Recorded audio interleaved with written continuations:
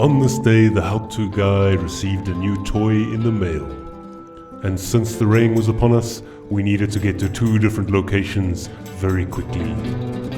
So this is the little Zhiyun Weebil-S. And the people at Zhiyun actually sent me this thing for free, which is pretty cool. I asked them, why do you want to send it to my channel? My channel's a small YouTube channel. We have a lot of hobo people who watch this channel. They have no money. So why do you want to send it to me? They said, don't worry about that. Just do the review and see how you go with this thing. You should have pretty stable footage at the moment. I've got the Sigma 16mm on this lens at the moment, which becomes crop factor like 24mm. I'm going to go through some of the features of this little Weebil-S, which is made for mirrorless cameras basically. Smaller cameras, you know. But I mean, I'll put up a list of all the different cameras you can use with this particular gimbal. I could technically vlog with this thing as I'm doing now. It's kind of big, but I mean, it's smaller than a lot of the gimbals you get, and you get that mirrorless camera look. Whoa, let me just try not die. I mean, for the price of about $400 US, it is cheaper than the Ronin SC at the moment. And let's go through some of the little modes you get with this particular gimbal. By the way, I have so much gear here at the moment. I've got an electric skateboard down there, I've got 2 cameras, I've got a tripod. I'm in the middle of nowhere. I've got this gimbal, I've got my phone, everything. If someone robs me right now, man, they're gonna get a score. Probably dump my body under the bridge. Anyway, positive thoughts. So this little tripod is actually really useful because you will see on top of this battery base, you can actually mount that onto this battery base. And if you hit that trigger 3 times, it turns around, and this will allow you to go into underslung mode, which is, okay, let me just take that screen. Even though it won't hit the screen, that is pretty damn useful. And the other thing I like about this underslung mode is it's actually kind of less conspicuous when you're walking past people. It's not a big gimbal that you're walking past them and you're going, hey, look at me, I've got a big ass gimbal and I'm going to film you. No, let's do a little test example. Okay, so you notice me, I'm walking past you. Try not to draw attention to myself. Okay, so I must be honest with you, when I first started using this thing, I kind of thought it was a bit weird. The buttons were a little bit strange to me. But having used it for a couple of days now, like, it's not too bad. So the mode that I'm currently in is pan follow mode, and if I just go left and right, it will only pan. The alternative to this is the lock mode. So you'll see there's a little button on the side of the gimbal, and if you just push it down, now we're in lock mode. So whatever orientation, I can actually move the gimbal in that direction. I can move it slightly to the left, not sure why I want to do that, but maybe I wanted to film myself from the side like this while I'm walking. I don't know, maybe I want to do that and get like a point of view shot. So if I push the trigger button twice, it recenters and it just locks every single axis, as you can see. So in lock mode, you can actually use the joystick to do panning. So if you wanted to film yourself, you could actually do that by pushing it towards yourself. If you want to keep it super stable, you could do that. Or obviously for real estate or any kind of commercial where you wanted to keep the entire shot straight, maybe you're doing walking around the city or something. So let's go up to the PF, which is the pan follow mode again. That only does panning. It will not pan down. Okay, so we've gone over the first 2 modes. Now there's another button on the actual gimbal called POV. So when you click POV, you can see it actually says POV on the little LCD screen. It's sort of the same as FPV mode on the Osmo Pocket, if you're familiar with that. And whatever hand movements you do, it's kind of like a human being going on a roller coaster, I guess you could say. But FPV mode's pretty useful. Just hit that FPV mode again and it'll go back to the first one, PF mode, which is pan follow. So if we use that actual POV button again and we hit it twice, 1, 2, it goes into vortex mode. And if you actually hold vortex mode in that direction and use the joystick at the same time, there you go, you got your 360 vortex shots, which I don't really use much on this channel, but it could be kind of useful for some people who want to get a cool and different effect. Just hit the POV button again and it'll go back to your normal pan follow mode. And what I do kind of like about this little bad boy is look how small it eventually gets, and that feature alone is really cool. I like that little feature. And now I'm in this underslung mode, which I really like a lot. That is super cool, man. How cool is that? Super nice, and you can hit it back up to a normal gimbal. It feels like you've got more control. I'm not sure if the footage is going to be smoother, but you feel like a real filmmaker when you're doing this kind of crap, don't you? You're like, yes, look at me. I'm filming something important while you other hobos are just eating your lunch. Yes. Now there is another important mode which you can use with this camera, which is follow mode, which happens when you actually hold the trigger. If I just hold this trigger, it goes into follow mode, which as you can see follows your hand movements up and down and left and right. It's slightly different to pan follow, which only pans your following movements, which is kind of cool. Now remember, you've got to hold the trigger in to actually allow follow mode, but if you go into the menu, you can actually switch that just like this. Now in order to bypass holding the trigger the entire time, all you need to do is click on your menu, go right down to the bottom, go to key, press right again on trigger and make sure click is selected.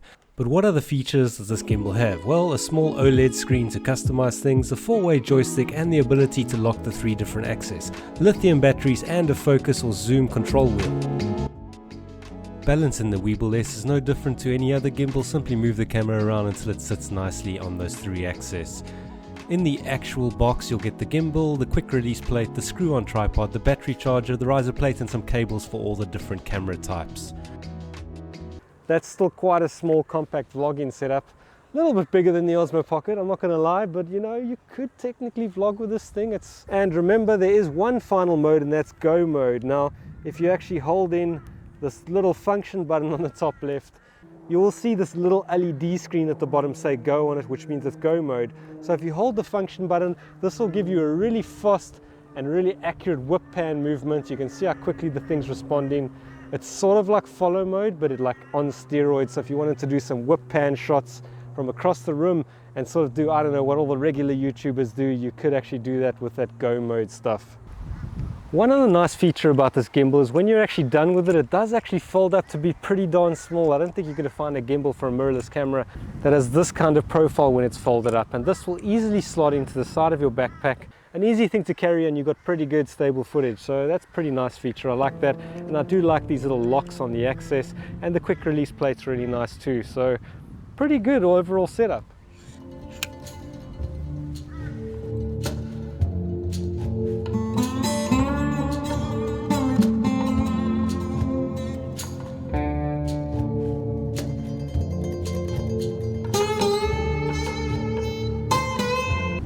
Just look at that shot down there. I think we can use the Weebil-S to try and get some cool cinematic shots down there of the beach. Got the Weebil-S. We're going to go into underslung mode, and I'm just going to pan across the shot, trying to get those trees and that view in. Let's see what we can do.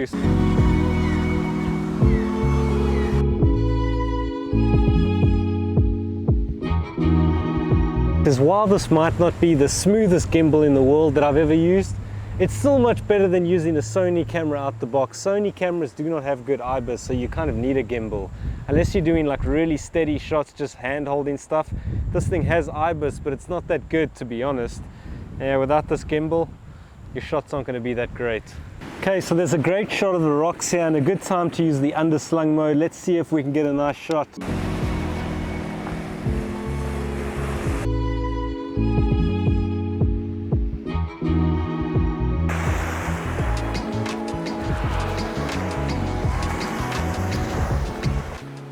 I mean, just look at this location, man. It is unbelievable. I just want to take a paddleboard and like just go out there. If I knew how to ride a paddleboard, I would do that. Unbelievable. Like the water's so flat. And today was supposed to be really raining. It did rain this morning. You can see some clouds up there, but turned out to be a really nice day. Okay, there's this beautiful rock here, which would be a nice place to actually test out the little gimbal's POV mode. This is just amazing stuff. And okay, Hollywood, watch and observe the greatness that is the Weebil-S.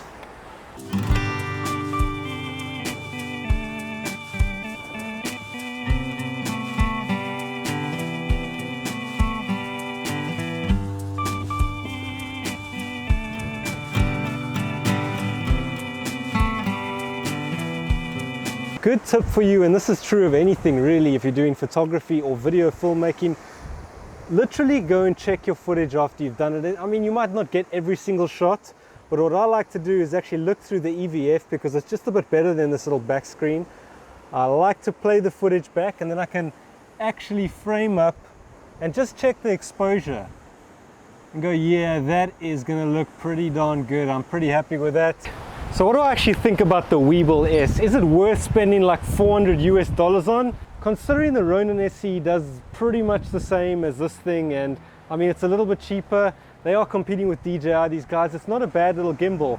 and it is a lot smaller than the Ronin SC, which, you know, is probably the closest thing I can think of that I've used that actually competes with this particular gimbal. But I mean, it's pretty responsive. Some of the little controls could have been, I don't know, maybe thought out a little bit better. I did have issues with the horizon in the beginning, but once I did a firmware update and calibrated the actual thing, I didn't have any issues again. So, I mean, if you're having any issues with yours and complaining about it, make sure you get that calibration, that 6-step calibration that is on the menu online.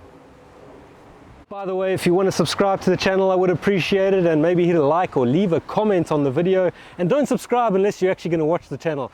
I'm actually looking for subscribers that are interested in the content, and you know, that'd be nice. I'm not interested in just a +1 and hey, thanks, good job, and never see me again. So that sounds really weird. Anyway, see you again next time.